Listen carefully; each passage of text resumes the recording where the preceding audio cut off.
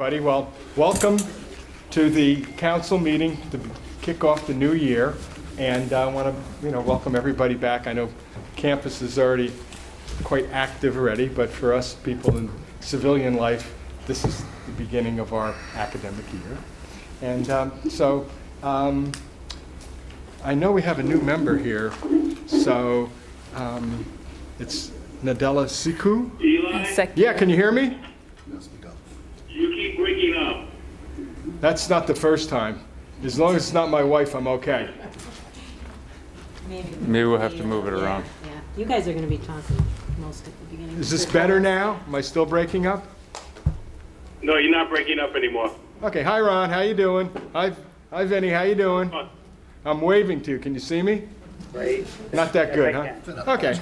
So we're just going to start now, call to order. And as first thing on my agenda is to welcome a new member, Nadella Siku. And Nadella is a senior majoring in sociology. Is that right? Yes. So welcome back to campus. You're going to meet most of the people, but if you'd like to say a few words now about yourself, you're welcome to do it.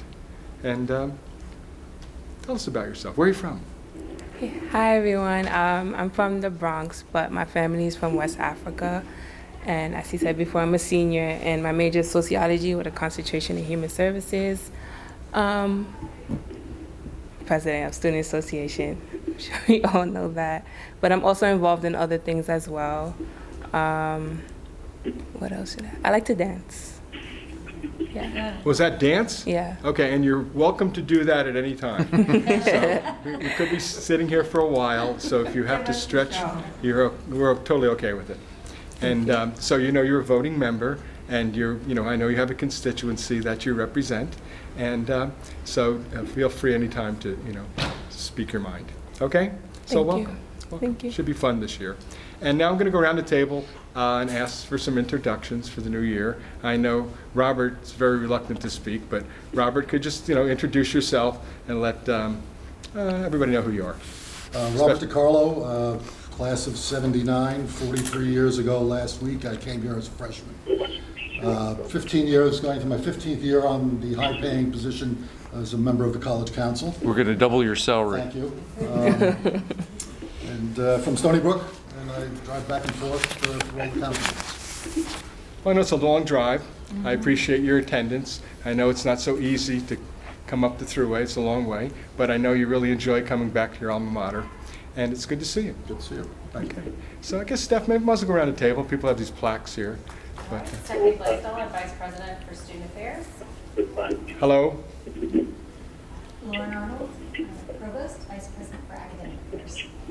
Michelle Halstead, Vice President for Administration and Finance. Shelley Wright, Vice President. Oh, get the fuck one out of here. Would you mind if I drop somebody off? Is that okay? Thank you. It's not muted. Hey, Ron, I just want to tell you, Ron, there is no filter, okay? So, and I'm totally okay with everything, but maybe not everybody else is totally okay. So you're coming through loud and clear. Okay. All right, thank you. You're welcome. Hi, Shelley. Tahina Pacheco-Dunn, I'm AVP for Human Resources, Diversity and Inclusion, Chief Diversity Officer. And one of the authors of the report. I'm Rennie Scott Childress. I teach in the history department here, and I'm the co-chair of the Diversity Inclusion Committee, working closely with Tahina on this report and other issues relating to race, class, and other related issues on campus. Robin Carnaval. My day job is Dean of Students here at New Paltz, but I'm here today on the council representing the Alumni Council. I have got my degrees in '77 and '82. Ann Valant, Department of Communication Disorders. I'm presiding officer of the college faculty. Michael Catalanato, I'm an attorney, I live in Saugerties. I've been here a little longer than Bob, and it's been a real eye-opener because I remember New Paltz when I was in college, and I came to New Paltz looking for dates on Saturday night. This is going to be a long story. And the only building was Old Main and a big empty field all around it. So I remember, and when it's now P&G, but when I was around, it was Patton George's. And that's the story of my association. It's always been enjoyable. It's always interesting. Eleanor Venables. I've lived in this area for 48 years. We came the night of our wedding, and we're still married. My husband. I have a PhD from Brandeis University. I'm a musician. Good to see you again. Thank you. And I'm Eli Bosch, and I'm the acting chair. And I'm, I'd say, Kingston lawyer, native Kingstonian, for better or worse, the product of a public education. And I've been involved with the college for well over 30 years. This is my second tenure on the council. I'm the president of the foundation. And I truly believe in public education as the first step up to most people. And having fun here. And we all know the president. Don Christian, president. And I'm having fun about 80% of the time. No, it's pretty good. Oh, yeah. It's all good. And we're going to hear from the president in a moment. But first, I'd ask for somebody to make a motion to approve the minutes. I motion to approve. Second. the minutes. Any additions, deletions? Oh, wait, corrections? we forgot Vinny and Hello, Ron. hello. Oh, I'm sorry, guys. You just got to pop up a little. So, by voice, is there anybody else here?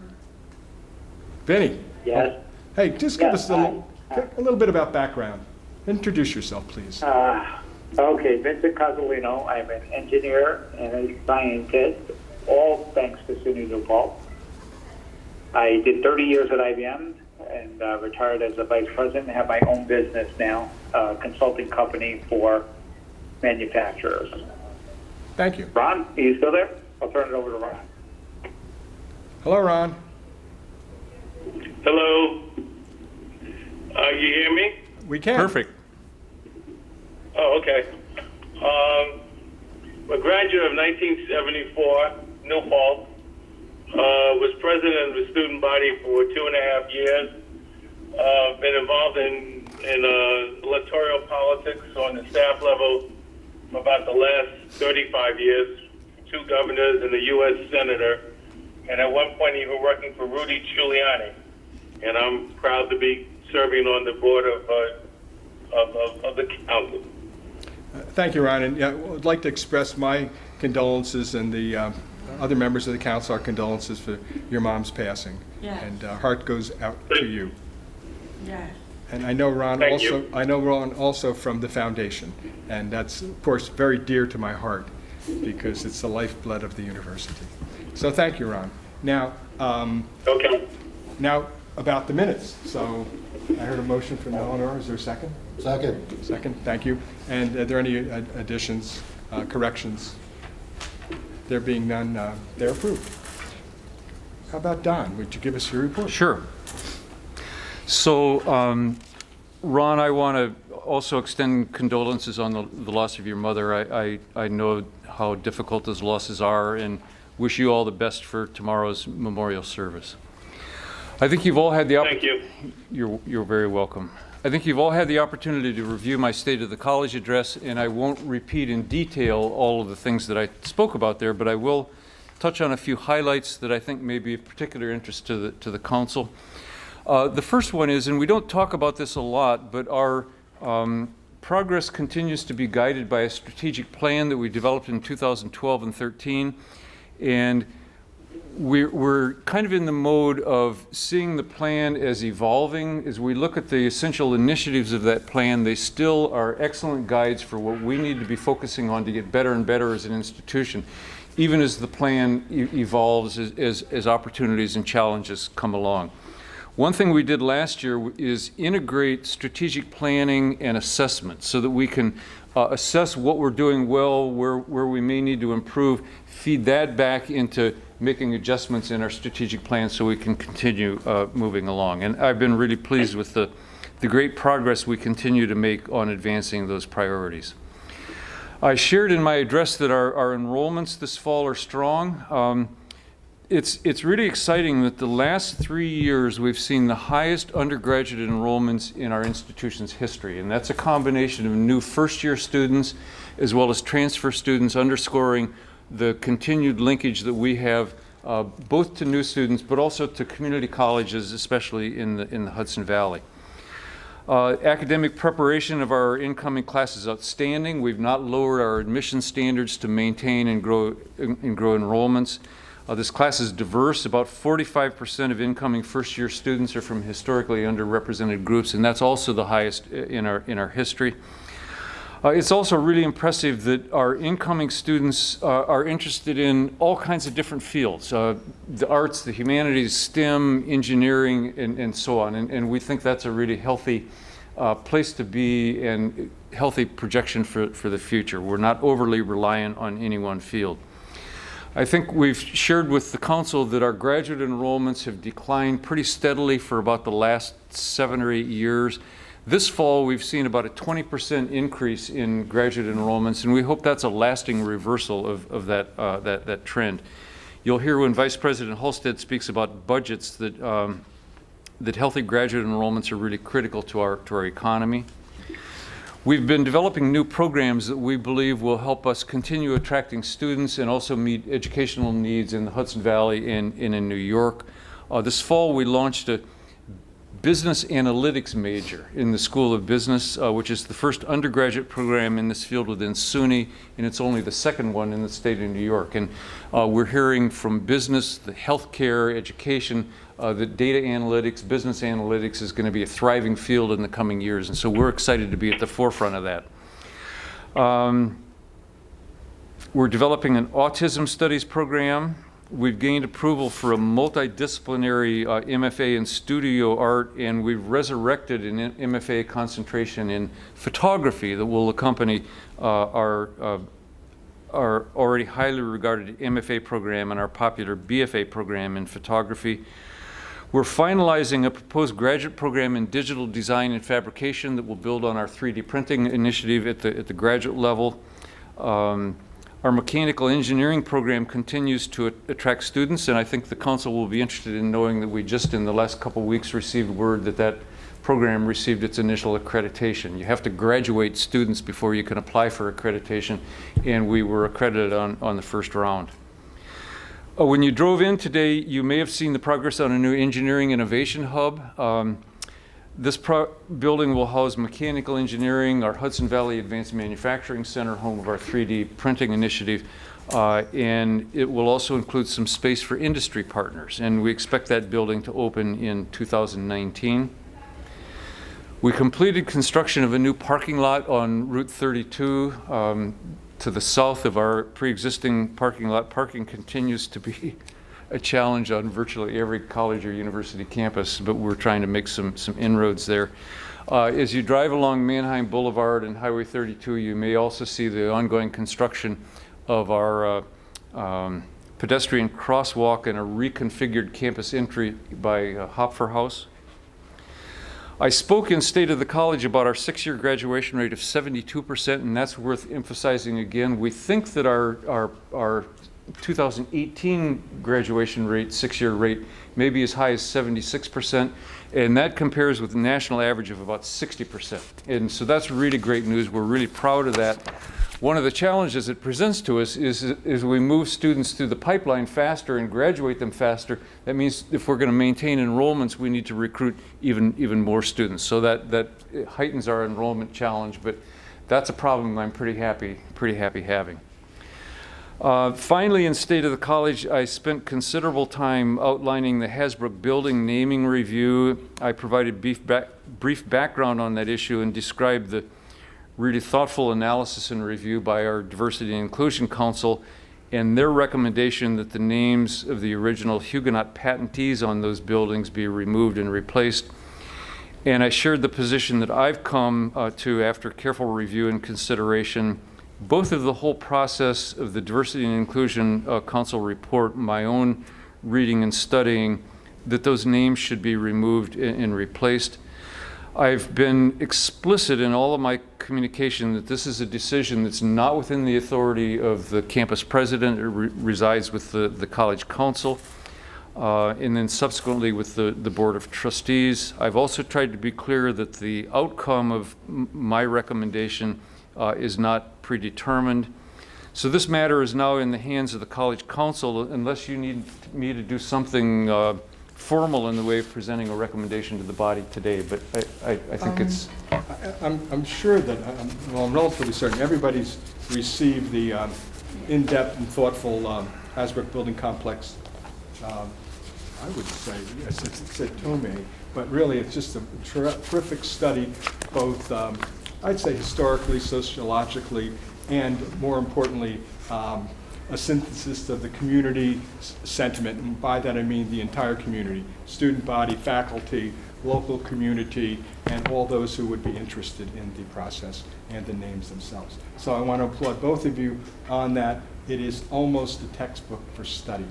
I don't know who's the historian, but it's well footnoted and well researched, and it brought to me some information I was unaware of. But I think it really was such an in-depth study that it gives us, the council, the information in order to make an informed decision on the subject matter. So I want to applaud you in the hard work that everybody on the council did in researching and to really listening and then to synthesizing those sentiments and analyzing the information and coming to your recommendations. So I really mean that sincerely. I'm extremely appreciative of that. And that said, and what the President has told us, when you hear about what the status of the university is now and where it's come from, and so many of the current evolving programs have to do with technology and what is the future.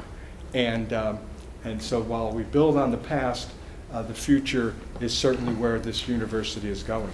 And so with that in mind, and to see that the past is honored as we go forward, I would like to hear a motion by somebody so we could discuss the report and recommendations of the Diversity and Inclusion Committee.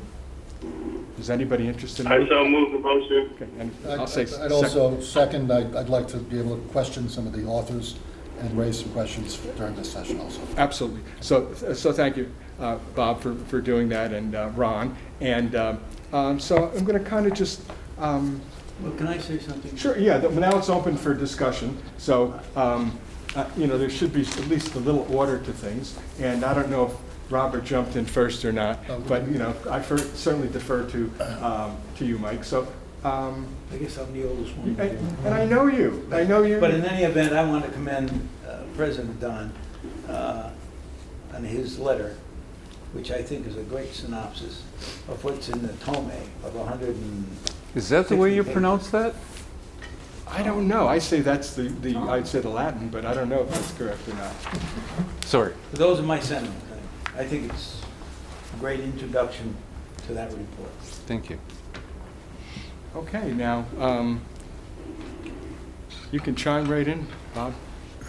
Okay, a couple of questions to the authors of the document. One,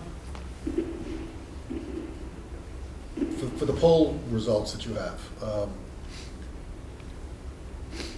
how many students, well, first of all, to the President Christian, this all started approximately how long ago, the question of renaming Hasbrook Complex? It was brought to your attention, I would say. I'm aware that there were articles in the student newspaper in 1997, I believe, raising the question about whether it's appropriate and right to have those Huguenot names on campus buildings. It has come up periodically, both in Steve Poskancer's presidency, in my presidency as well. Students raising the issue, but never in a concerted way that prompted me or my predecessors to take action on it. But it has been lingering in my mind for, well, really ever since I've become president. The incidents in the last several years, discussions on college and university campuses about dealing with legacies of slavery, have also come to my attention. I spoke last year with the president at Yale about a project that they undertook. And then all the national discourse and conversation last August was really prompting me to recognize that it's important for us to take this process on. So that was, most of this then occurred a year ago after the things that were going on with the Civil War statues in the South and some disturbances on campus. Most of it that has come to your attention. Because I don't recall ever, and I've been here since Steve was the president, and that was never raised.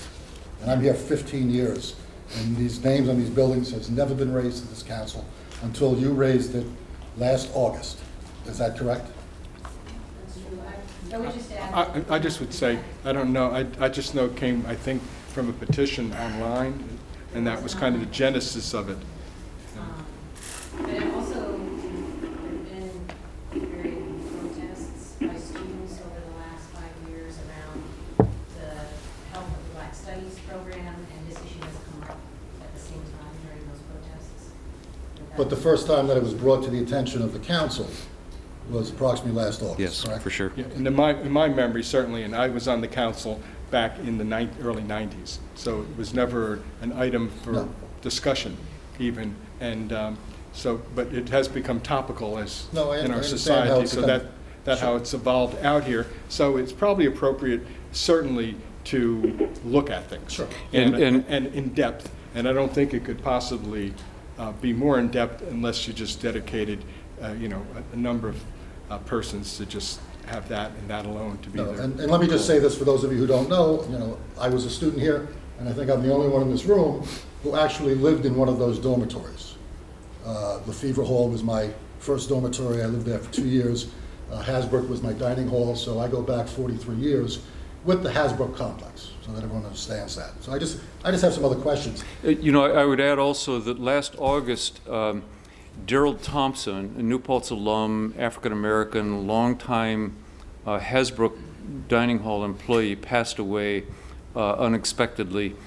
And there was a Change.org petition circulating. I don't remember, it was never presented to me, but I'm aware that it was out there. I think there were 2,500 signatories on that petition proposing that Hasbrook Dining Hall be renamed in Daryl Thompson's name. And, my response to that was very clear that it's not consistent with SUNY policy for us to name buildings honorifically. That was done in the past, but has not been done for many, many years. And that was in part a precipitating incident for the timing. But if you look at the correspondence on that, I think there's like a 4 or 5 day gap between the time that I announced that Daryl Thompson's passing was announced in my message to the campus community about taking this on. So I was poised to be moving this along. Okay. In any case.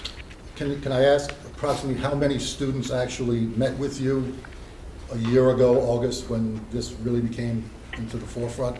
Or was it only this online petition? Were there actual students that came to your office and met with you at the beginning of this process? No, it was not prompted by specific student action. I've had conversations with students throughout my presidency about the Hasbrook building names. Question for the authors. The buildings, the names on the dormitories and the dining hall, which is Hasbrook, it was named after those families because they were the original Huguenot patentees? Is that the history of it? Because President Christian has told me on a phone call that those names come from the original patentees. Yeah, because I raised the question. Individuals rather than the families. Individuals rather than the families. As I read it, my conception, I'm fairly local, I know the names, whatever, represented plenty of Hasbrooks over the days, and, Chris Bells, et cetera, both white and black. Mm-hmm. And so I'm, familiar with the names very, very well, so this is me editorializing maybe. But so when I knew the names, not having been a student here, but I knew the names, friends, et cetera, lived there. I always thought it represented the families, which have 350-year history here. But from the report and the research that I've come to learn, that it represents the individuals. So it's just the original patentees. Correct. Not those descendants who did great and wonderful things. Correct. Okay, so all of those original patentees owned slaves? Well, you can speak to it, but that's the way I read the report. So all of the original patentees owned slaves. Where can you show that to me in your findings? I find only 3 families who were the original patentees who actually you state as owning slaves? We can find that information for you later. It's not specifically stated there. It's clear that they were slaves. All right, but it's not in this. And my concern is, one of my main concerns, I was told, and you've just reaffirmed, that the buildings were named not after those wonderful family members who fought in the Civil War, died to free slaves. Abraham Hasbrook, I believe his name was, who was an attorney from Kingston, all right, was the attorney who did pro bono work for the person named after our library, Sojourner Truth, who actually freed and got Sojourner Truth's child returned. Sure. So my concern was we're stripping names off of a building when some of these people in the family were heroes. But I was told by the president, no, no, no, no. The building was only named after the original patentees from 350 years ago. So my concern, one of my concerns is that we are positive, and there is evidence that all of those names we're looking to strip off the buildings, the original patentees, not subsequent generations, but the original families from 350 years ago, every one of them owned slaves, and you have documentation for that. So what you're But saying... it's not in the book. So what you want to know is whether that's, first of all, accurate, right? Whether that's, first of all, accurate information. Because this whole thing is being based on they owning slaves, the people they were named after. And if they didn't own slaves, I think there is a tremendous injustice. Yeah, well, it's a point well taken. Okay.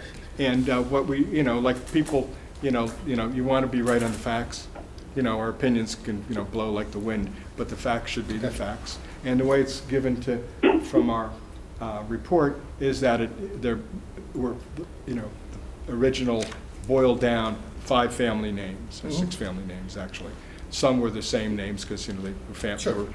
No, because I see in your work that you named 3 families. So doesn't include Hasbrook in your report. I think it's Deo.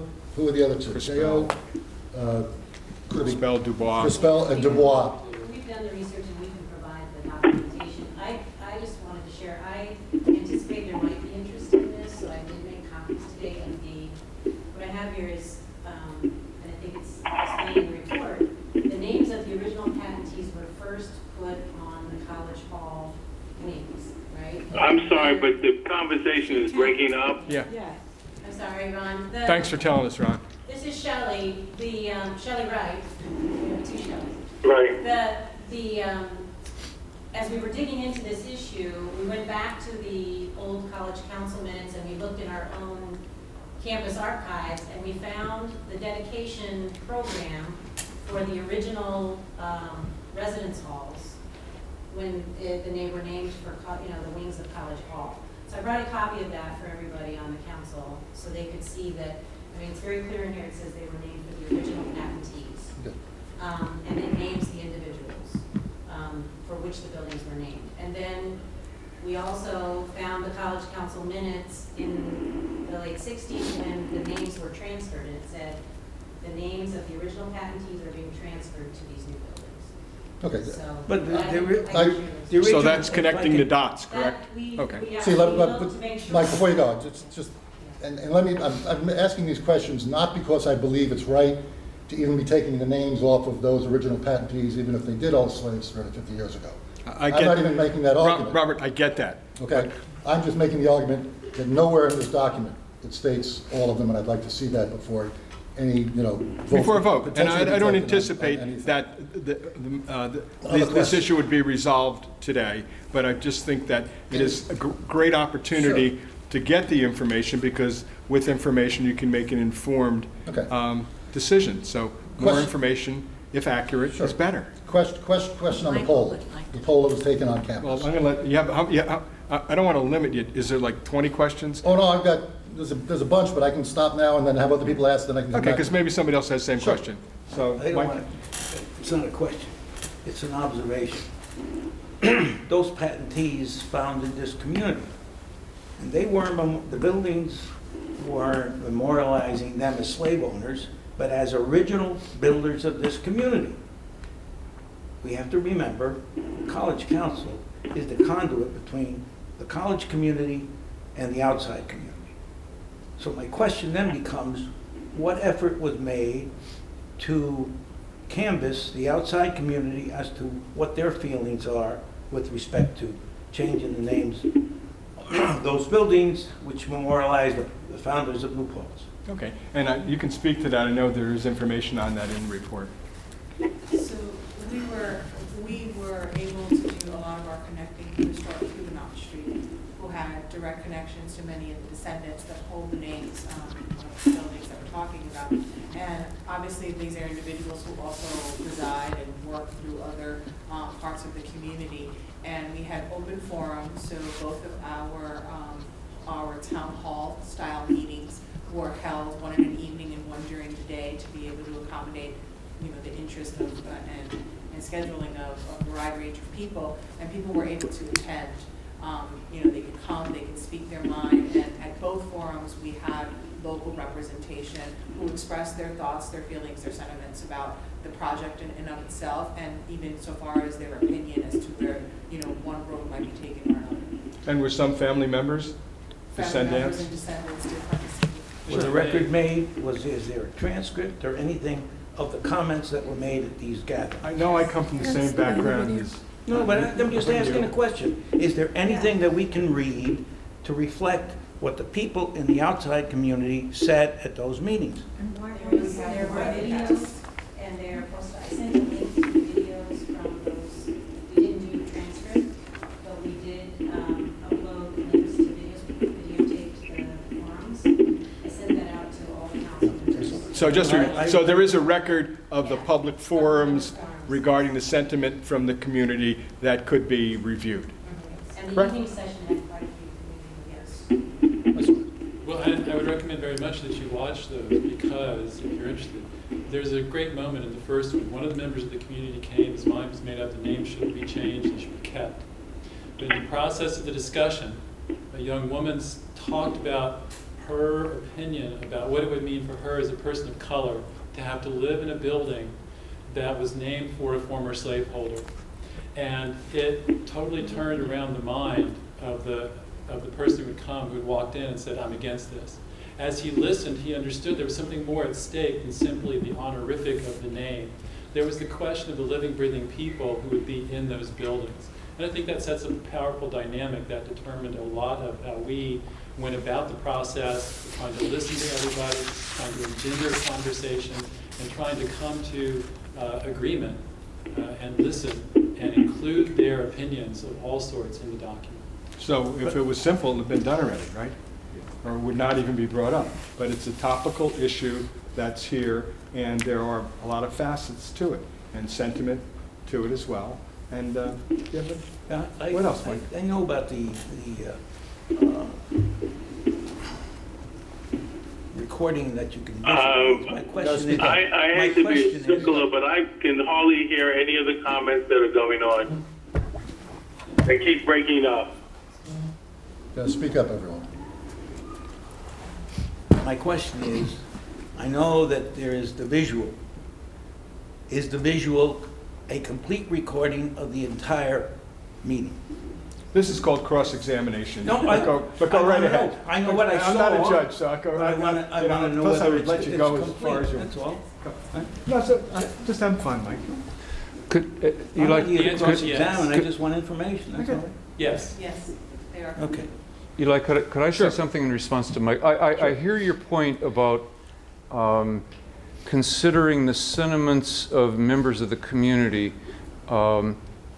A couple reactions I have to that. One is that I have had experiences during my time as president where members of this community thought that they should be involved with designing interior spaces of new academic buildings. I have also had experiences where members of this community thought that they should have a say in our admissions and enrollment management and planning.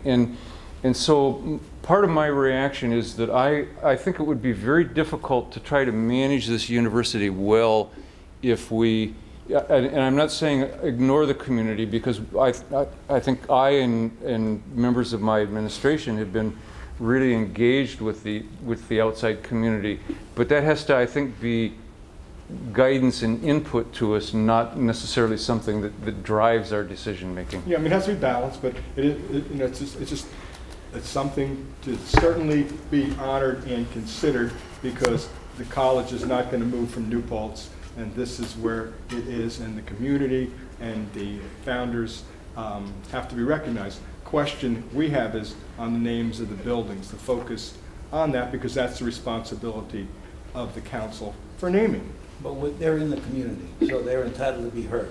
And I understand they were heard. I just wanted to know how complete it was. And it is complete. That's the entire recording. Michael, I think another relevant point there is that from the very start of the process, we've engaged Historic Huguenot Street in deliberations. They attended some of the forums. We've kept them apprised with our process. Yeah, and they're really the shepherds of the information to a large degree about the patentees and about, you know, the real founding of the community, which, you know, I'm kind of history oriented, you know, that's. What was their reaction? Well, if I may, another part of our process was they hosted us down at Historic Huguenot Street. They hosted all the members of the D&I Council. We went down there, and they went over a lot of the projects they've been engaged in. They went over a lot of their process of trying to rethink how they present the history of Historic Huguenot Street to be more inclusive, not just of the people who settled there, but the people who were made to settle there because they were enslaved. And so they've actually been doing a lot of innovative work along the same lines as Williamsburg and some other historic sites in the country, trying to bring in other voices to provide a more complete and more compassionate history than what we would have told 30, 40, 50 years ago. Question? Sure. Back to the polling that you did. I think we need to move the phone around Yeah, so that here. Ron and Vinnie can be sure to hear. Back to the poll that was taken on campus. Eli, Yes. Is that Vin? let me know when I can, let me know when I can make a comment. I'd say right now. Hard for me to follow. Vince, right now be fine. Go. Okay, so I'm yes. Okay, so I just want to make sure in my mind working on the right thing.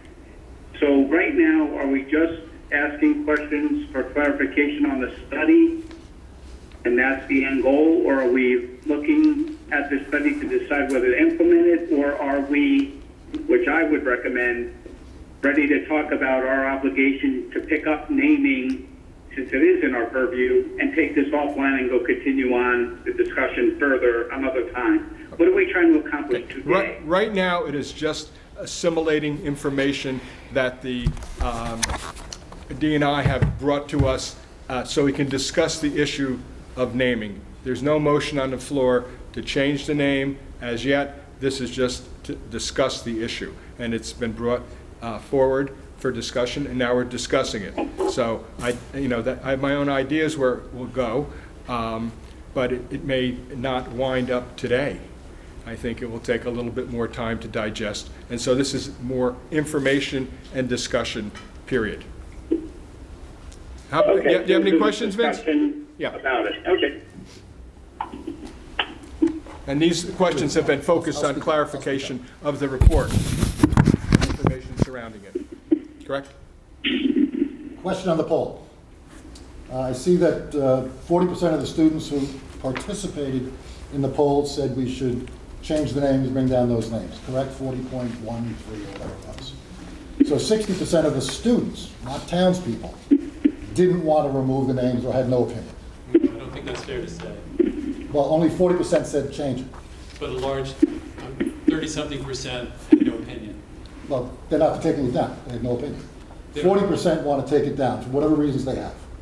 Of the students who responded to the poll. Right. Yeah, Now, the plurality wanted to take it down. and a majority either didn't or couldn't care less. We don't know what their thoughts are. Well, they said they had no opinion. And I'm not, but I've done you 30 can years read of that polling. into it. As a candidate for office, I understand polls. The majority of the students, however the poll was taken, I don't even know how you took the poll. I don't know the science behind it. I don't know how it was run. Was it just an online poll? Was it a scientific poll with Matthews, the way we do in political campaigns? I don't know the accuracy of these numbers, but I'm taking it based on what you printed, which was 40% of the students at that point wanted the names changed. I won't characterize the other 60%. How's that? Okay. but a minority wanted it removed. Well, the amount The of interest, plurality wanted it removed. You use your word, I'll use mine. Sure. but the amount of interest of the students is demonstrated in your statistics. Question, have you attended any of the Hasbro Complex name change forums? 11.85 said they had, 88.15 said they hadn't. So it hasn't been a lot of interest on the part of the student body, or they would have attended these forums for the name change. Right. If I could just finish on my polling question? When these polls were taken, was there any information given to the students other than these names were by original slave owners from New Paltz? Was any of the information given about the heroes who saved Sojourner Truth's child? Was any information given before this poll to the students about all of the members of the family who fought in the Civil War and gave their lives to do away with slavery? I think if you're going to do a poll on this type of thing, the poll should also include the good stuff as well as the bad stuff, because in politics, if you just put out a commercial about a bad thing, most of the people, if they only had the bad, are only going to vote a certain way. You need to give both sides of the argument if you're going to do an accurate poll. Yeah, and that's a point well taken, but that wouldn't be accurate either because the names represent the founders, not the families. So that's a different issue. Well, And it would be unfair to question that, but you don't know what the person being asked the question thought either. So it's some information, Bob, but whether it's good or bad is in the eye of the beholder. No, I understand that, and let me just say that, because this is the basis of my opinion about what's going on here. I get it. Nobody is without sin. There has been no historical figure in my lifetime or anyone's lifetime, except for the religious people like myself who think there's only one. Everyone who did good things did bad things in their lifetimes. For us to go back 350 years to put a stain on some people who it was the natural thing back then in that time, all right? Not all Western European. Okay, Let me finish. Is that a question? It is going to be a question. Because I've got a specific question that's going to come after this. We have many examples of famous people who said and believed in things that today we would think were horrible. All right, but we don't go stripping their names off of buildings. If I were to say to you as the committee that there's a name on a building on this university, this college, where the author of an article to a question, the question was given to this person, very famous person. My problem is different from the ones most people have. I am a boy, but I feel about boys the way I ought to feel about girls. I don't want my parents to know about me. What can I do? Is there any place where I can go for help? The answer, your problem is not at all an uncommon one. However, it does require careful attention. The type of feeling that you have toward boys is probably not an innate tendency, but something that has been culturally acquired. Your reasons for adopting this habit have now been consciously suppressed or unconsciously repressed. Therefore, it is necessary to deal with this problem, mental illness, by telling you get back to some of the experiences and circumstances that lead you to this habit. In order to do this, I would suggest that you see a good psychiatrist. All right? And then we can assist you in bringing this problem to an end. Do you know who said that? No. And does it have any relevance to our discussion? It is relevant, because this was a great man who, when he said it, this is what most people thought. Would we be stripping his name off of our college campus today if he said something like this? All right? This is Martin Luther King Jr. That's not necessarily true. It's true. We don't know what would have happened There's a quote. today. Excuse me. We don't know what would happen. That is an absolute hypothetical. But I understand your sentiment. I get that. My point is, You're not being fair. people did things 350 years ago that we find abhorrent today. But it was the natural thing back then. And it wasn't just European whites who did these things. Most of the slaves were sold into slavery by other black tribes in Africa. So there's enough badness going on that we can't just single on one. Robert, we have your points well taken, and it's information that most of us understand. And so is there a question why that isn't included in the report? My question is, if you had one of our buildings named after a person who made a statement like that, would you also object to that name being on the building? That is not what we're discussing. What We're this- discussing no, listen, these. you don't tell me what I can discuss and what I can say. Okay, you're an equal You're vote as out I of, am. excuse me, you're out of order. You're talking about a topic that isn't here. I make a motion that I'm not out of order. Wait a minute. All in favor of my Whoa, motion. whoa. First of all, you're the presiding officer here, Eli, so you shouldn't be rebutting what anybody else says. Okay, it's not meant to be a monologue. You're It's meant to attempting be, to excuse rebut. me, it's No, meant to be you a are discussion. attempting to rebut, and that's improper. Well, okay, you keep somebody on point, and that is certainly, in my view, not on point. It's not your authority to make it on point. It's my authority. Excuse me, a little. I would say that it's, do you have another question? Can I, Sure, Ron. as a board member, I think Vinnie made a proposal that we really take this offline and have this discussion at a later time. It seems quite obvious that there needs to be a dearth of information that needs to be exchanged or gathered. And if anything, I would like to support Vinnie's suggestion that we do this at a later date and time. Well, let me say that And it if was you not my, really want to know my reason for wanting to delay for another date and time, because I'd like to be in the room as opposed to listening to it on the speaker box. Point well this is Mike taken. Catalanato. Let me, first my condolences regarding your mother. But as I understood it, this meeting was not to determine. This was a meeting. Right now, right. That's why I think we should put it off to another time. Well, you can hear what information is being elicited during the course of this meeting. These are just questions. Except for the keep breaking up, so I'm not really hearing everything. Yeah, it's very difficult. Point well taken. But if there's any other information. And I think Vinnie would agree, because that was his suggestion. Yeah, actually, Ron, thank you. So what I was thinking about more is, could we agree that it is our responsibility as a council to handle this issue? And then we should go off on our own and have a discussion amongst ourselves about how we want to handle it. You're a public body. I would object to that. Following this recommendation, but what do we want to do going forward? You know, the student body 10 years from now is going to look different than the student body that's there now. That's We'll right. have different kinds of folks. We got to be a lot of different. We have to have foresight. So I just am wondering, should we just embrace that this is our responsibility? We have some input, and then as a council decide how we want to deal with the next steps.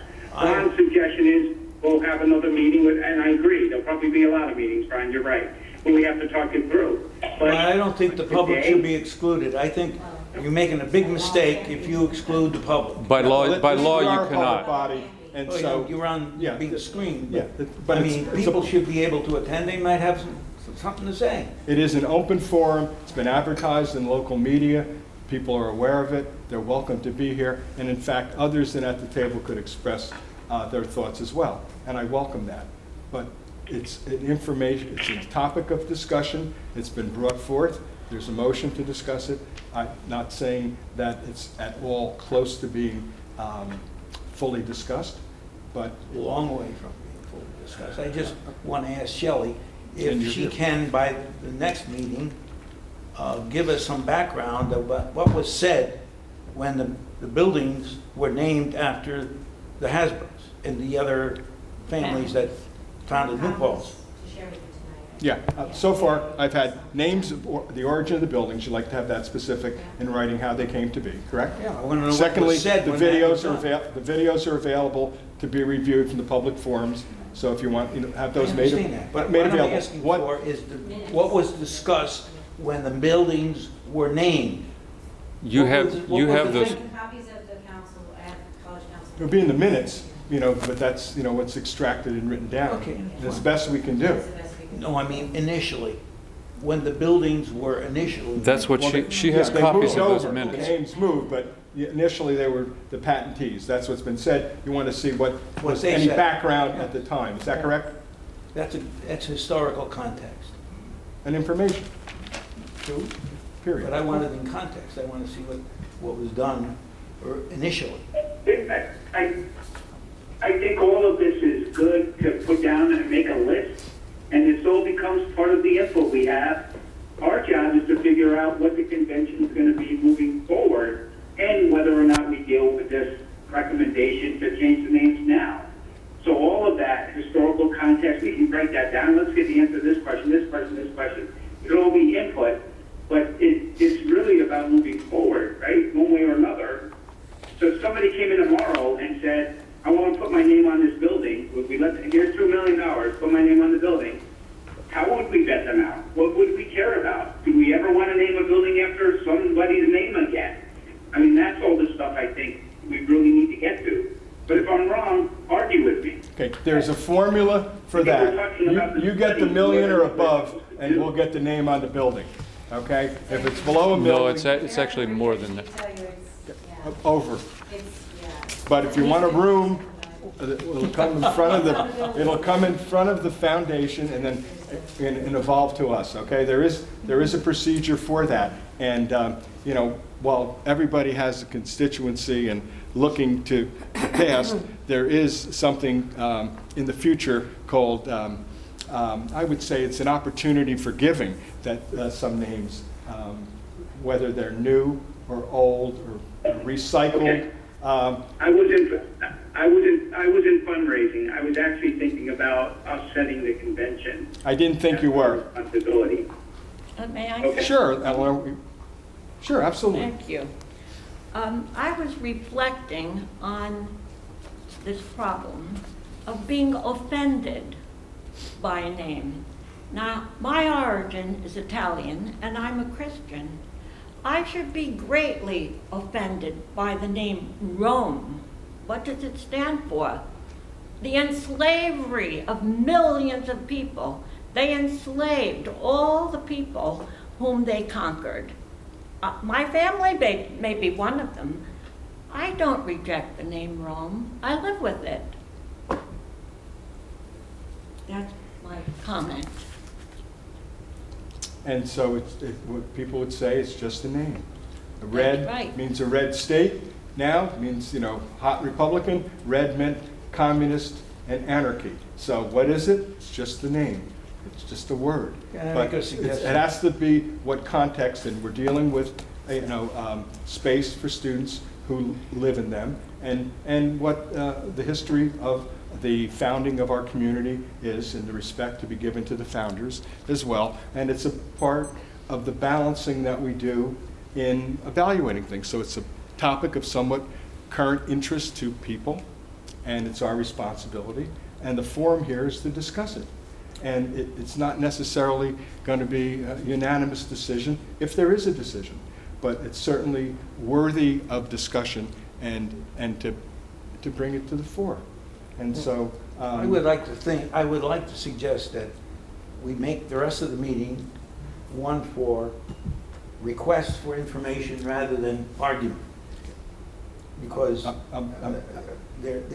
can see there's going to be a heated argument. So let's gather the information, and then next time we can schedule what we want to do. At that time, if we want to reschedule the decision, we can do that. Yeah. But I think now we should be discussing what information we'd like. No, I agree 100%, and that was the purpose of this, to even get community sentiment and information. I have a couple of items. It's a fairly in-depth study, but also it brings up new questions. And I'm not saying it's final and in-depth, but it's a topic. If you have a specific question or interest, let me know what they are. And I know we have the resources to answer them.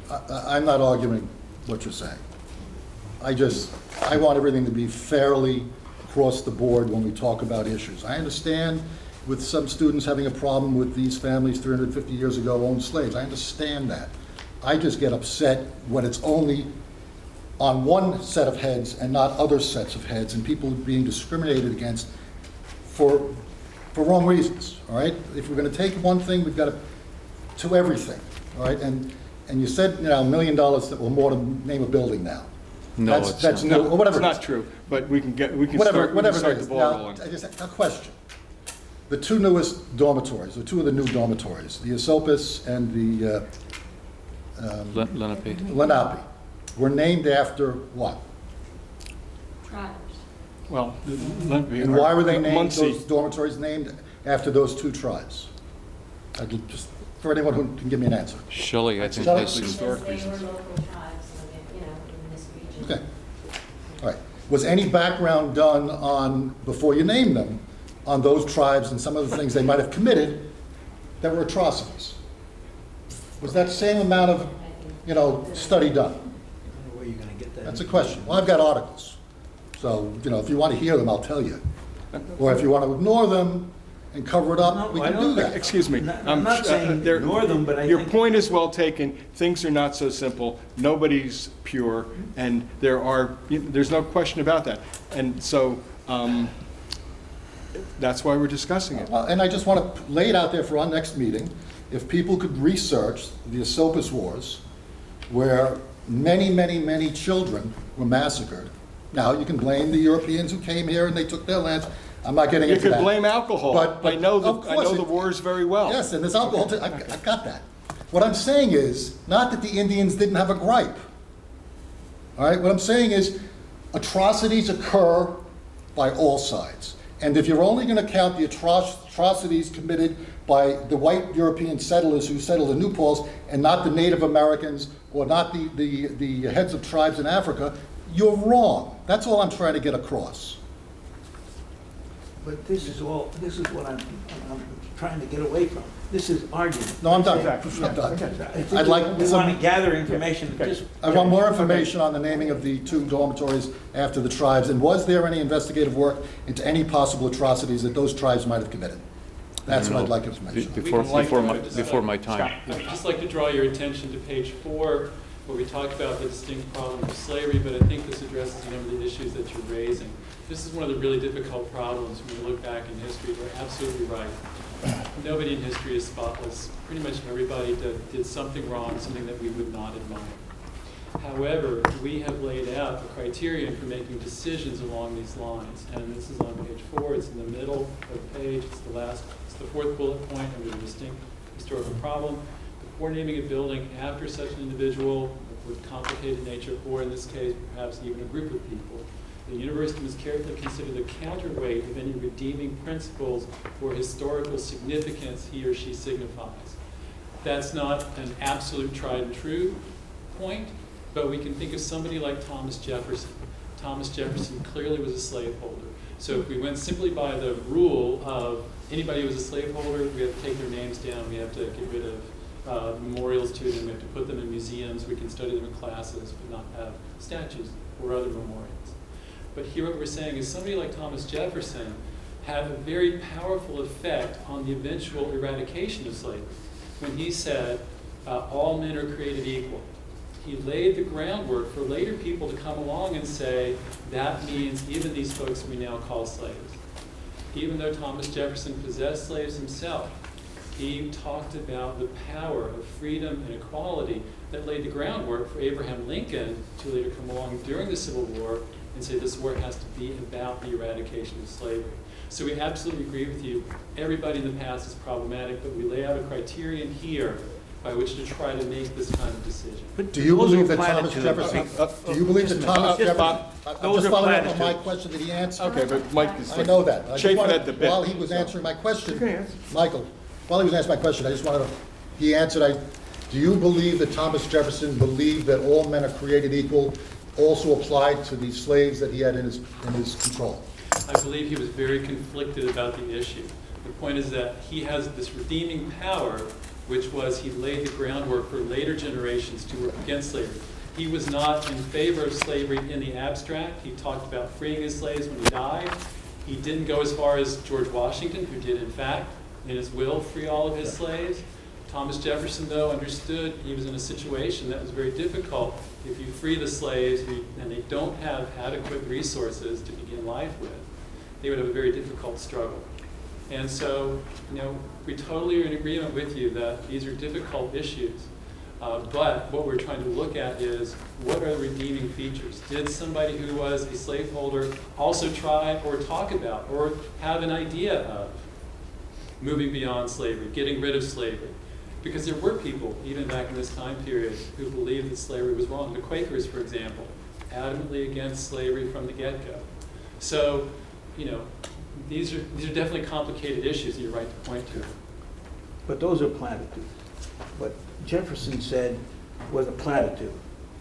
He owned slaves. Eli? Yes. So did George Washington, and so did Andrew Jackson.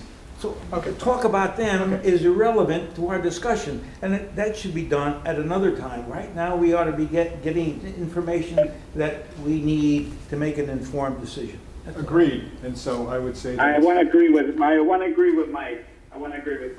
I'm feeling a little bit, and I don't mean to criticize, no one feel angry. I feel a little bit being lectured to right now, and that's not what I'm looking for. So, again, can we just put our questions together and we'll deal with them? Yes. Ask a few specific ones that maybe we need answered now, but I don't want to do history now. That would be my, Vince, that would be my hope and expectation, and we've been provided with the College Council minutes from 1964, the Alumni Advisory Council from 1958, and way back in 1952, the Alumni Luncheon, which deals with the issue. And I would say they're about as hard facts as we can get. And so that's information that is probably helpful to reaching a point in the discussion where we're well informed before we take any type of action. Now, is there anything in a general way or specific way, Vince, that you would like to know? And then I have somebody from the community who wants to speak. And anything, Ron, yourself? Yeah, the only thing I would like, and this is not, I read this study, got that. My question is, could we benchmark ourselves against any other SUNY campuses that have either already faced this, but more importantly, have developed some naming conventions that we could take a look at? As part of our own benchmarking. They don't have to influence us, but it will be interesting to see if others have given some thought to this in the SUNY system specifically. Sure, and that's information. Just to bring things on point, we're not talking about naming right now. The issue really, I say, is bifurcated, and it's about whether we take names off that are already there. And so that's really the question to focus on first, and then going forward from there depends on the outcome of the answer to that question. And so I know this gentleman wanted to speak. I'd like to afford you a few minutes. I don't know who you are. Could you introduce yourself? I'm Andre Venables. I'm Eleanor's husband. Oh, okay, I'm sorry. She knows you well. But I'm a member of the community. Okay. So would you like to comment on something? I just have an insight that might be helpful. I've been a member of the Rotary Club since 1983. We meet every week with leaders of the community get together. We're people prominent in the New Paltz community. And I've noticed over all the years that there's been kind of a, I don't want to say love-hate relationship between the community and the college. Oh, go ahead. You could say that. At least there's a love-inconvenience feeling with the college. And I and the Rotary Club have made gestures and have done things with the college, and we do projects, etc. There seems to be a disconnect. The college seems to not be so involved in the community, and there never seems to be a real interest in the community. There was a few years ago when the college students voted and got us a mayor that they wanted. But there's very mixed feelings among the general community and the college's presence here. I think to some of the people in the community, this is just another gesture where the college is saying, the Italian gesture is this, they're kind of just saying, the heck with the community, we're not interested in you, the community, we have our own things we want to take care of. And the community's names that are important to you are not so important to us, or they're negatively important to us. And I just see that as something that doesn't help college community relationships. That's just my observation. Yeah, that's a point well taken, and it is something certainly to be considered, because long after 4 years or 6 years, however long it takes for the class to graduate, the buildings will be here, the community will be here, and the names will be here. And so I fully understand that, and that's something that I think everybody appreciates. Thank you. Mr. Chairman, sure. Just the process question. So this meeting, we're just looking for giving questions to get answers. Yeah, I just thought, That's okay. let me ask, I just thought it would be a discussion about the issue, Right. period. That's okay. I'm all for that. That's okay. My question is process going forward. Say we have the next meeting, we decide we're going to have an open discussion on the merits of this and get people's opinions on the council and from the community if they want to. What is, Mr. President or Chairman, since this is the purview of the council, what are your intentions on moving forward for a next meeting and then a potential discussion and vote and/or vote, or no action by the council? What would you like to see us proceed with? Me, I have no real strong way or ability to see the future. And I just know it's a topic that has come before us that should be discussed in depth. And there's been recommendations, and they are fairly specific. My own view is that if a motion comes before us to implement those recommendations, then there will be additional discussion and then a vote. But on what specific, whether it's changing the names, if there's no decision, that they stay the same, or is there just taking the names down? Who knows? I don't have an exact way to gauge where it's going. It's really, I'm just acting here to hear what people have to say. It's been put out here. There is some discussion, I'm sure, in the community, the student community about it. I don't know to what depth or extent that goes and how strongly people feel. I would like to know about that. But I would like to, manage it in a thoughtful, polite way. And so I'm thinking that as much discussion now, and if there's any open questions on information, that we get that provided, that hope if it can be provided before the next meeting, that then can be provided and digested by then, and then we'll just see how the issue reframes itself at that time. This is simply discussion, but there is a recommendation that one or more council members may want to bring forward. Procedurally, how this is going to play out is somebody's going to make a motion, and you're going to have to take a vote on the motion to either take the names off or leave the names the way they are. And that's going to be the outcome. And you can't stop anybody from making such a motion. If it fails, then it fails. Yeah, I fully appreciate that, but the question was how is it going to Yeah, but unfold? I don't know if it you unfolds. make it sound like it's going to be ongoing indefinitely. And I think That's your interpretation of what it sounds like. by That's not what I delaying intended. a decision, you merely increase the angst of the student body and the people in this community. So eventually, somebody's going to have to make a motion. We'll vote on whether you want to make the motion. We'll vote on whether you want to take the vote and deal with it procedurally and appropriately. But I don't know that you can stop any member from making a motion. Can I for part of this discussion in terms of moving forward, another idea may not be popular, but another idea might be that a subset of our council, not unlike how we hire the college president, goes offline and collects thoughts from the rest of the college council members, gets the information that we feel is missing. Maybe then we get together as a college council, they provide us with maybe thoughts, not necessarily recommendations, whatever. And then as a council, we come together and see if we can coalesce on something. We could treat it that seriously. And I get what you're saying, Mike. Does that prolong it? But, my thinking is, I heard, but I'm going to disagree with one thing Eli said, and he wins because he's the chair. But, you're making this about the naming or not naming of these buildings. And I don't know how you do that without the context of knowing what you want to do in the future. I just don't know how you separate them. And so that's my take on it. That's my take.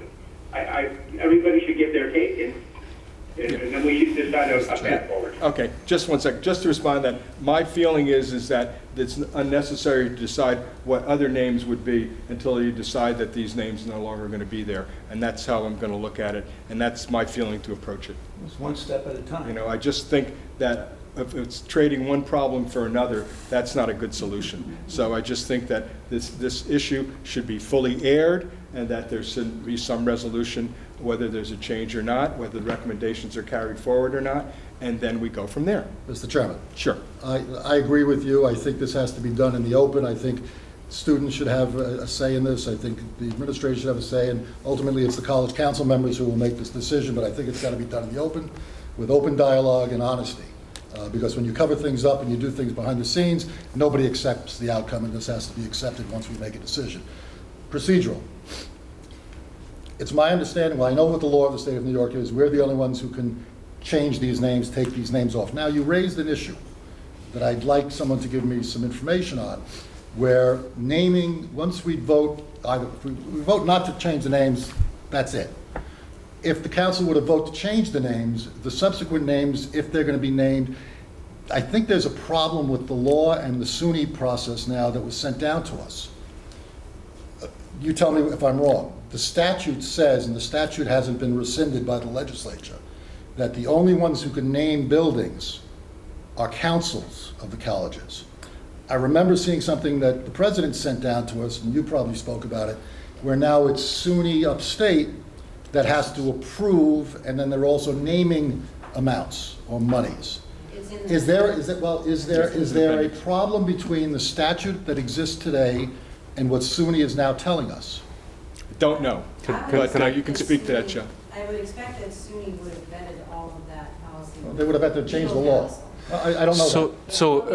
A couple things I would share here. One is that the circumstance that we're dealing with here is unusual compared with the typical issues that involve building names, which are putting a name on a building in recognition of a significant philanthropic gift to the campus. And that varies, I think, typically with new construction, it's a donation of half the value of the building. So, and it's a little different with putting a name on a renovated older building. There's a little more flexibility there, but just to put some scale on that, our most recent residence hall renovation was about a $20 million project. So, maybe you wouldn't insist on a $10 million donation, but perhaps a $7 million donation. I think and I've been clear in my mind, and I thought it was all clear in this group as well, that if this college council decides to support the recommendation I've made to change the building names, then it's also up to this college council to determine what the replacement names would be, approve that recommendation, and I think once the local college council has supported that, it goes to the Board of Trustees, but I think that's primarily for affirmation of the local college council decision. So these buildings, if it were to be determined by the council to remove the names, would do the renaming upon approval of SUNY with their stamp of approval at some later date. Yes. So these buildings would not be the rights to name these buildings would not fall under the new building recommendation or request by SUNY for a contribution of money, or would it? If we wanted to put Robert DiCarlo's name on one of those buildings, that would never get by the students or the faculty. My past positions on political votes would make me forget it. Never's not as long as you think. Never going to happen.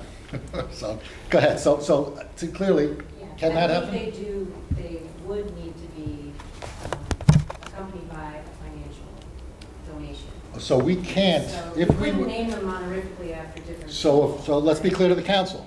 If we were to take these names off, we're going to have basically no say in renaming them. No. Unless there is a financial contribution. No. Not a person, right? If you want to name it after a person. We couldn't do it after historical people. So the last residence hall that we named was named Ridgeview Hall. That's a generic name. General Ridgeview? Pardon? Not General Ridgeview? No. Okay. No. Ridgeview Hall, because it looks out over the Shawangum Ridge. So, the college council could decide to replace a name with Orchard. I mean, the residence halls are sitting on former orchard land. That would be a name that you could determine and approve, and that then would go to the Board of Trustees and SUNY leadership for approval. So but we couldn't recommend Donald Christian. No, not unless I put up $20 million, which ain't gonna happen. All right. Or you could put that up. I would like to ask that we get a clarification from the attorneys of SUNY about what the statute presently says about we are empowered totally to name and for buildings, and how their action might be confrontational with what the statute says, because the statute is very clear unless the legislature has rescinded that statute. So I would like, so we're all on the same page. What happens if we do take the names off? I'm being told now that the council is not going to have the power to rename them after an individual. No. That's absolutely contrary to what I just said, which is that if this council decides to remove those names, this council has the authority, the naming authority, to determine what the new names would be, but those can't be in honor of a person unless there's a financial contribution. Right. So that changes what our powers used to be. We could name it whatever we wanted to under the statute before this new SUNY, order. That's all I'm saying. Our powers have been diminished if what they're saying is accurate.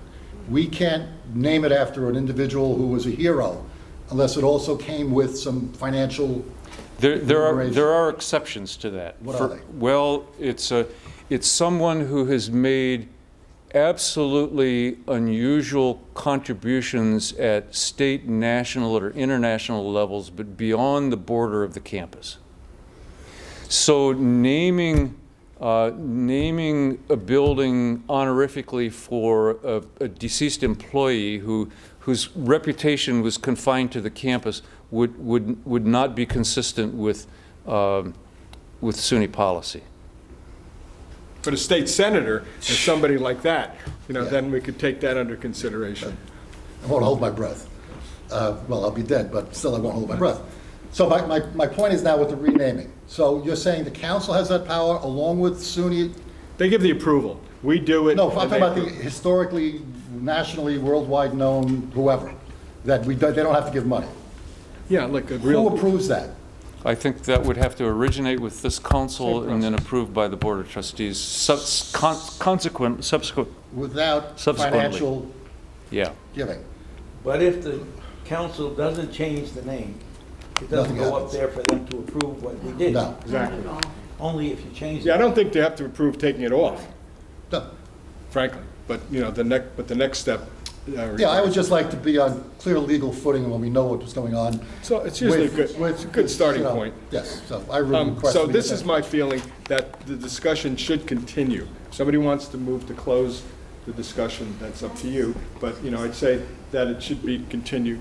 Oh, sorry. I'm sorry, I just wanted to add a little information that I think will help the council moving forward in terms of open meetings laws. So, some guiding rules for this body include that, anywhere that a quorum of this group meets, it's considered a public meeting, and so it follows the open meetings law. So, for example, when there's a presidential surge, it's typically been 4 council members. A fully constituted council is 10 members, so it is still less than a quorum. So for this, we have to have fewer than 4 people on a subcommittee if they were going to go off and talk about this. My inclination is that 7 is such a small number to begin with that it would not be fruitful to have a subcommittee. That's my personal. I agree. And especially in view of open meeting law, so you can't have 4, you have to have at least 3. Just doesn't seem to work. But Nadella, I haven't ignored you, and I know you love to speak in public. So before I try to move on with a temporary closure of this, is there any sentiment or any comment you would like to make? Yes. So I'd like to thank you all for. Oh, I have to speak louder. You got to speak up. Yes. Yep. Wow. Okay. Holler. So I've been sitting here listening to what everyone is saying, and I've just been thinking about a lot of things. And I just want to say what I'm going to say now. I'm not coming at anyone at any type of way, but I wanted to refer to the comment you made when you said the buildings weren't named because because they founded the community, not because it was slave owners. But it's the fact that we found out that they owned slaves. So it's that now we have a problem about it. So that's why this issue has been raised about. And also the comment that you made about that something with Rome and you just went about it. But there's people who are not the same. Like if they have an issue about these names being attached to slave owners, and we raise an issue, so that's why we're here today discussing about it. So I just want to make a distinction that not everyone is going to accept that we're living in buildings that are named after slave owners. So I just wanted to make that comment there as well. And I wanted to refer to the survey. So comment number 59 says, SUNY New Paltz should value the opinions of their diverse students more than the historical values of these names. As President Donald P. Cushing just said, the highest that we had this year is 45% of diverse students. And I believe that number is going to keep on rising and rising. So if we get to year 2020, year 2030, year 2040, the people who are majority right now are no longer going to be the majority. They might turn into be the minority. So I feel that if a group of diverse students right now are making a statement that they feel that these building names should be changed, I feel like we should take into consideration that students are not okay with these names. So I feel that we should keep that in mind. And I know there was a statement made that if we remove these names, we're erasing history. Why should a building named after slave owners should remind us of history? Because if anything, I'm not trying to bounce back to other figures, but if we're trying to remind people about history, we should name other people's names, Malcolm X, Dr. Martin Luther King, all those other political names as well. And I know you made a statement about Dr. Martin Luther King of what he said, but everyone does do good and bad. But I feel that building names should not be named after slave owners, especially if people are sleeping in those buildings. People are eating in those buildings, and it's uncomfortable. And that was clearly stated on number 78, a comment. Slavery is a social and moral wrong and should not be honored on the front of buildings that students, many of whom have ancestors who were slaves, eat and sleep in every day. It is important to acknowledge history, but that is better suited for a museum, not dorms and a cafeteria. So that statement did come out to me because it's like people are not okay. And if students are screaming that they're not okay with this, we should not silence that because those specific slave owners within their families, they did good. I understand it happened 350 years ago, but we're in a new era. This is 2018. If we want to go follow along with the mission statement that SUNY New Paltz have for these students, we should allow change. So that's just what I wanted to say. Well, I just want to excuse me. Quote. Excuse me. So, I want to thank you for your comments. I understand that you speak on behalf of your constituency, the student body that you're president of. Is that correct? Yes. So thank you for your thoughtful remarks. Yes, Michael. I just wanted to read to her a sentence on page 2 of Don's communication to us. Taking on this task last year coincided with increased national discourse and conflict about statues or buildings named that commemorate or memorialize slavery. The names that were put in these buildings were not put on there to memorialize slavery. They weren't. We have to make that distinction. Okay, and that's a point well taken, but it's also in the eye of the beholder, and times change. So I'm not going to end point, but there is sentiment that is built on that, and it's to be understood and to be digested, and both sides, and many more than two sides, respected. So it's my understanding that at our next meeting, we can discuss what the president of the student body said now. We can discuss our feelings about the whole thing and why we should or shouldn't be doing these things. And we can get into that a little bit more. You will get a rather full than and this. fair opportunity. Will that be in the November meeting? Because I need to. Yes, because you got to schedule this. I don't want to miss it. So we should at least hear a little bit about the budget and save like a couple minutes for that. that will be at the today. November meeting. However, We yes. do have a hard stop for this room. There is another event in here this evening, so I'm rolling. I'm rolling. You're taking my time to roll it up. Okay, I'm trying to roll it up. I had some general questions to the president regarding the college. You mentioned the drop in graduate students. Was there a reason why that drop took place? Before, not this one. Sure. One reason is the Great Recession that resulted in a lot of teachers who probably were at an age where they could have retired deciding not to retire. So there were no jobs. And there were also some shifts in policy that shifted the value to a current teacher of earning a master's degree.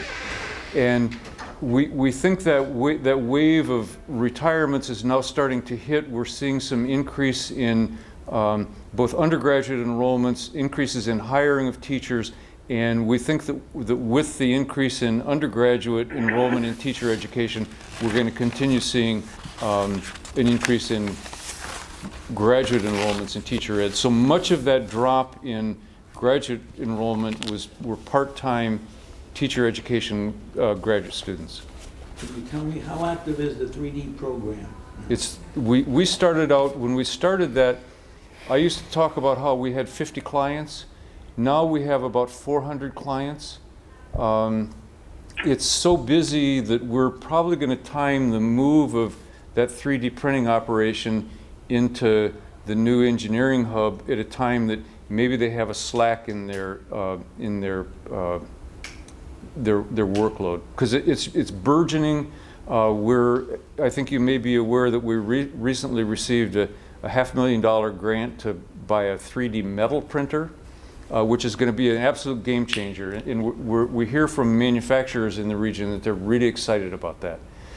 The other part of that I think is worth sharing is that we have a lot of student interns working in the Advanced Manufacturing Center. So we're not only providing an economic service to the broader community, but educating students for a modern workforce in the process. I have another question. I think that if this country doesn't get more students interested in math and science, we're going to be a third-rate republic in the next generation. So my question is, does the university make any efforts to recruit students in the surrounding area to come here because of the available technology that's engineering, math? In the last 20 years, we have doubled the percentage of our student body who come from the three-county Hudson Valley region.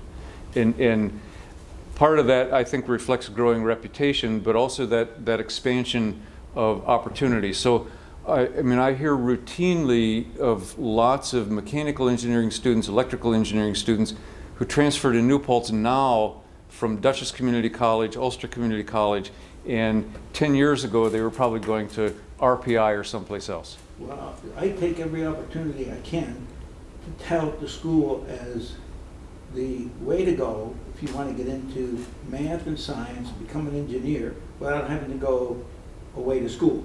We do too. But I think that we have to make some kind of an effort to get these kids and the faculty in the high schools to emphasize math and science and to encourage them to come here. I think we may have to make an actual effort to do that. Our numbers in the STEM fields have been consistently increasing. So we actually are getting a larger percentage of students in the math and science fields than we used to. Which presents an additional challenge. We have about a 600,000 gross square foot space deficit. That's the equivalent of 7 or 8 buildings the size of our new science building. And STEM fields are they're space intense. So we're going to have a space bottleneck until we can persuade the powers that be in the state to increase our capital funding so we can build a new academic building. We're right there with you, but we're dealing with those constraints. Eleanor? I would like to congratulate the college. It made the Wall Street Journal today as one of the top 500 colleges in the United States. And there are 5,000, so it's in the top 10%. Excellent, thank you. And I attribute it to the faculty and staff, hard work, and the recruitment effort of Dave Eaton. And I've been probably 30 years Yeah. since Alice Chandler. It's the trajectory. It's hard to believe because it's so high now that it can keep going higher, and it's consistently year after year. And I do thank the Resnicks. They're the ones who brought the engineering school here. They shoved it down everybody's throat. They did it with contribution and philanthropy and lobbying when it was an uphill battle, and it's changed this university and our Mid-Hudson Valley all for the better. And that's my opinion. And I think every time we hear a report and that the technology programs and engineering continue to increase, it's a testament to the vision of the Resnicks to do that. And they did it just for pure philanthropy, and knowing that, and they're long gone, and they did it, and it was just force of will that got it here. And so now, I know the budget's doing great. Okay, yes. Before I'm not we- going to get evicted, am I? No. Before we move on, could I just make one comment that echoes some of the expressions that Nadella shared here? As I went through this process and talked with students, I saw the value of empathy, of trying to put myself in the mind and shoes of a student who's had very different experiences than I've had as a white person. And I heard the kind of views that Nadella just expressed coming very frequently from our students of color, who I think have keen senses of continuing racial issues and inequities in America that I think, at least for me, those inequities underline a core value that we need to keep pursuing here. So I hope as you all think about this, you can try to bring that perspective of empathy into your thinking as well. Thank you. Now, it was a wonderful discussion. I don't know the budget. We have no authority over the budget, right? But before you move on, Okay. you have to Oh. have a motion on the floor. So you Well, it's open. Now, I'm saying it's continuing because, you know, it just, I don't even have, you don't have to table it. The motion is for discussion. The discussion continues. You know, unless somebody wants to bring closure to it and say that there should no longer be discussion, that still, you know, there's no resolution. There's just motion for discussion. I So- motion that we continue with the program, with the next item. Thank you. Any opposition to that? Gentlemen? Okay, so the first item on the agenda, and again, we would welcome the community. There was a terrific amount of advertising. I thought there'd be other members of the community than Mr. Venerable's here, but, and there is a somewhat open forum. We were prepared to give them, members of the community or student body or constituencies, wherever, to speak on the issue, a few minutes, and so that would be open again at our next meeting on November 1st. And Move to we adjourn. No. No, we have business. I don't, okay, oh, you're gonna, you know, you've been, Well, the motion takes precedence over anything. sure, I agree. Take a vote. Can't get a No. second out of him. Forgive me, folks, but are you ready to move on, or no? Yep. Okay, but those of you in the front of the room are gonna need to turn around to see this. So I'll give you a couple seconds to get collected while I get this going. All right, I'm gonna steal the telephone so Vinny and Ron can take this journey with us. Thank you.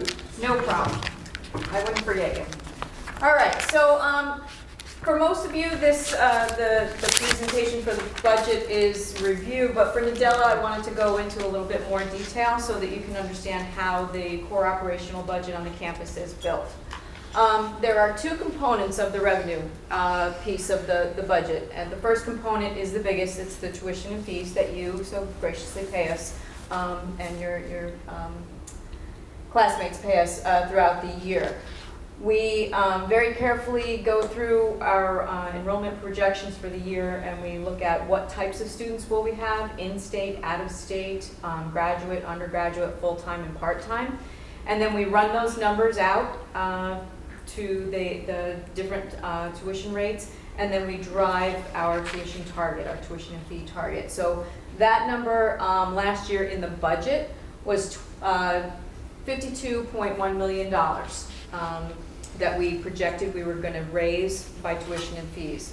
The other part of the state budget is the state support. So the state support that we get from SUNY as a whole, is nearly $16 million, so $15.9 million. That number has been flat for the last few years.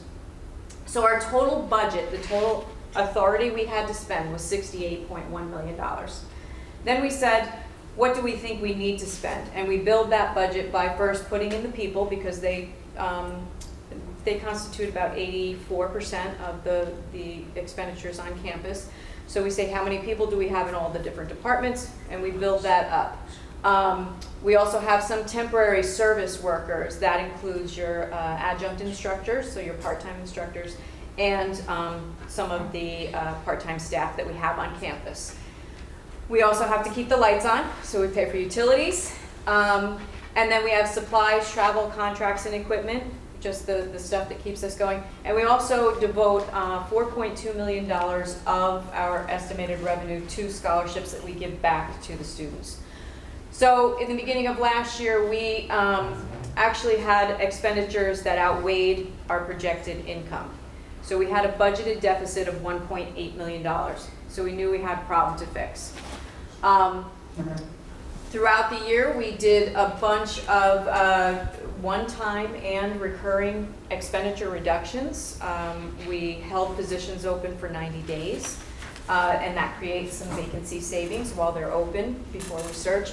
And we actually even took some positions that were vacated by attrition, and we put them, I used to call it, in the freezer. We weren't going to search for them in the near future. So those are more permanent, recurring savings that we were able to enjoy. By the end of the year, and this is almost final, the fat lady hasn't sung on the budget yet. We've got another week or two for some journal transfers to be done, but this is pretty darn close to being done. By the end of the year, we took that $1.8 million deficit down to almost $500,000. So from the beginning of the year, what we estimated we were going to pay to now, we reduced that by $1.5 million or $1.3 million. So not too bad, but we're still not at a balanced budget. That's where us accounting folk like to be. We like to be balanced. So that's the good news. Now, before I move on to the not so good news, I have to let you know, SUNY likes to keep me on my toes. Every year there's something new in the accounting world that they throw at us just to make us use our brains. This year what they decided to do was is to change an accounting practice for those tuition scholarships that you see here on this line. In the past, these scholarships are actually a part of that revenue figure that you see, and they're part of the expenditure figure. In the accounting world, that's really not proper. It's kind of, it's overstating our revenue and it's overstating our expenditure, because those are not real dollars. We don't actually see those dollars coming into school. We're paying ourselves. So this year they took it out of the budget. So in order to compare last year to this year, we need to take that out of both the revenue and the expenditure. So just, and Vinny and Ron, you'll get this via email. So simply what I did was took half of the value of the scholarships out of the fall, half out of the spring. So $4.2 million is coming out of the revenue and $4.2 million out of the expenditure. So our adjusted last year accounting was $63.8 million in revenue and $65.6 in expense. And as you can see, it doesn't change the bottom line because we took an equal amount out of both. It cancels. Okay? It's a wash is what we like to call it. So now I can compare 17-18 to 18-19 and make it make sense. So this year, as far as our revenue goes, the tuition increased $200 per full-time in-state student for the entire year. So there was a little bit of a price increase that drove a modest increase in the projected revenue that's going to be generated by the campus. The value of that is about $630,000. Again, state support stayed flat. So our bottom line for our revenue is $64.5 million. And then again, we build up the budget from the expenditure side, looking at all of the people and all the things that we have to pay for.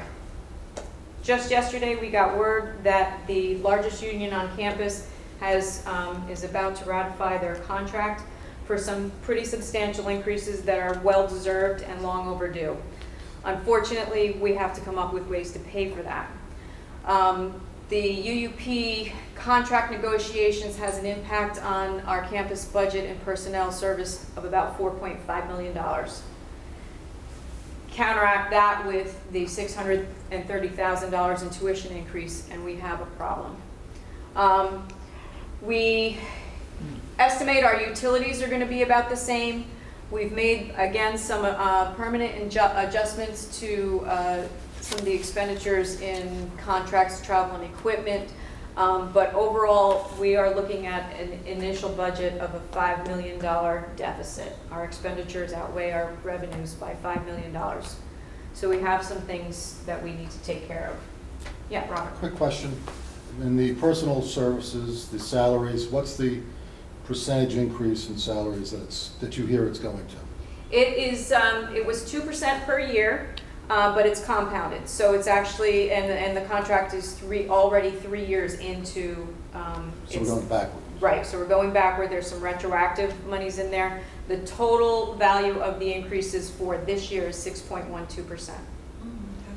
But that's an increase from 3 years ago. Yes. Okay. So it's 2%, 2%, Okay. 2%, but compounded at 6.12. Okay. Thank you. So how did we get here? We had a couple of things going on with the revenue. Back in, oh gosh, I can't even remember what year it was. I think it was 2010. We started a 5-year rational tuition plan called SUNY 2020, whereby the campus could increase 11. Thank you. Campus could increase campuses. It's SUNY-wide, not just SUNY New Paltz. In-state undergraduate tuition by up to $300 a year, and they did that every year for 5 years. That plan sunsetted in 2015-16, and in 2016-17 there was no tuition increase at all. Since 16-17, we've been on a modified SUNY 2020, and they, like I said, this year have been increasing tuition $200. So it's a little bit less of an increase than we were seeing under the SUNY 2020 plan. Had we had tuition increases in 2016-17, the value of those increases for this campus would have been $1.5 million. We've also, as President Christian said, seen a decline in graduate enrollments, but we're hopeful now that we're seeing that is rebounding, and really hope that continues and grows over time. As far as our expenditures have been increasing because we have some new buildings. We have the new Science Hall, and we anticipate some additional expenditures for the Engineering Hub when that opens next spring. We have to maintain those buildings, and we have to keep the lights on in the building, so we need to add to our expenditures for that. In the previous years, we've had compliance mandates from system and from the state government. We invested in a chief diversity officer and support for her. We have some minority and women-owned vendor goals that the campus is responsible to make, so we needed to hire folks to maintain that program, and a couple other compliance endeavors. We have financial aid, New Excelsior to give out. You know, we need to make investments in these departments to keep them whole and keep the wheels running. There's also normal inflation, and then we have some large contracts that we're seeing grow exponentially. The contract for our building systems doubled from $100,000 to $200,000 in the course of 2 years. The payment gateway, TouchNet, is what we use for our students to pay online. That one's growing by about 15%, and our library subscriptions and services are increasing rapidly as well. So we have to keep paying for those services. We also have seen minimum wage increases. Again, these are great increases for the workers on the campus. The minimum wage increases are generally for the students and for the food service workers on campus. And the biggest nut that I already talked about was the negotiated salary increases of $4.5 million for this fiscal year. The bottom line is the revenues are not keeping pace with the expenditures on campus, and we need to do something to right-size that. So what are we doing? What steps are we taking? We know that this is not going to be solved in 1 year. We're going to need to take multiple years to figure out exactly what our new fiscal health is going to look like. So on the revenue side, as President Christian already said, we're developing new programs, online, undergraduate, and graduate. The deans and the faculty are really hitting it hard with coming up with these new and exciting programs that we're anxious to see how they do. We are increasing our graduate recruitment efforts. We've invested in, we have a not so brand new, but pretty new AVP for graduate enrollment who has hit the ground running and is really ramping up our efforts to recruit more graduate students along with the deans in all of the various schools. We're looking at our capacity to increase undergraduate enrollments as well, but as the president said, we are facing almost a 600,000 square foot space deficit, so we're going to have to get a little creative with scheduling and with housing to see what we can actually pull off. Wouldn't want to have students come here and not have a place to sit. So on the expenditure side, we're going to continue to hold positions vacant for 90 days before we search, but we've also started talking about strategic recruitment, and we can talk about that a little bit more in a minute. We've curtailed travel, and we will continue to curtail travel, although travel is not a huge expenditure on campus. It does have some impact. We're going to analyze all of our contracts, particularly for software, to assess the ongoing need. Are we using them to their fullest extent? Is there something else that we can use that's less expensive? Can we get rid of it altogether? And can we reduce all other non-personnel expenditures? So the postage, the utilities obviously is one of our biggest items that we continue to work on, not only from a sustainability perspective, but from a financial perspective. And any other equipment and supplies that we might need, we're looking to reduce wherever we can. So I don't know if we want to talk about strategic recruitment a little bit more fully. So when we have been practicing this over the past few years in various pockets on campus, but when a position is vacated, we're not just going to blindly replace in kind. We're going to look at the work that the person does. We're going to see if there can be some rearrangement of the work, if other folks in departments can do it, if we can stop doing it altogether. And we're going to look at the level of the person, the position. Can it be downgraded to another level because technology has really taken over and done more than people can do with pad and paper? Or is it, sometimes it's the opposite. We get more bang for our buck if we increase the level of the position and try some new innovative things to make things more efficient. So that's the scoop. Questions? Any questions? Comments? I don't know whether this is in your purview, but you mentioned the Excelsior program. Mm-hmm. That's the program that the governor has been speaking about for years now, free tuition. How many students are presently registered at New Paltz who are in this Excelsior program? I'm not positive because it isn't under my purview, it's David Eaton's. I think there are around 500 students that are... Full tuition free? Yes. But we get the value of the 2016 tuition rate at the campus. So Excelsior students pay $6,470. This year, our other non-Excelsior students pay $6,870. So the tuition rate is held at a previous year's level. But the students pay nothing. Students pay nothing. The state reimburses us Yes. for those Excelsior Yes. students. And Yes. they don't pay that whole amount, it's a portion depending on what they qualify for. I mean, the It's the state last pays, dollar. Yeah, right, last it's the dollar. last dollar. But we get reimbursed at a level of 2016 tuition, 6,470, not 6,870, which is what non-Excelsior. So the governor is giving out money that comes from us, some of it. He's not paying the whole bill. You don't have to answer that. Thanks. Any other questions, comments? No, thank you very much. One piece I might add, and the provost probably could comment on this as well, is that we've looked at programs to see whether we have any that are severely under-enrolled that would be cost-effective to eliminate the program, and we don't really have any.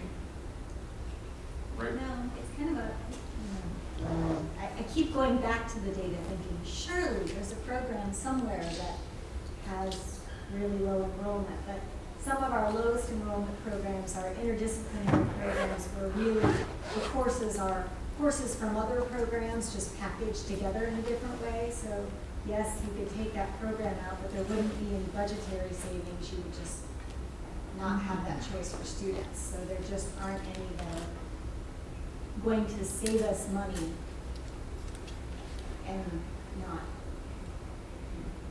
disadvantage the students. Ta-da. Thanks again. Okay, so. Can I move? Yeah, I'm either that or getting evicted, so. So moved. Thank you, everyone. Okay, thank you, everyone. See you on the 1st. There is an email address if you have any comments or questions. November 1st?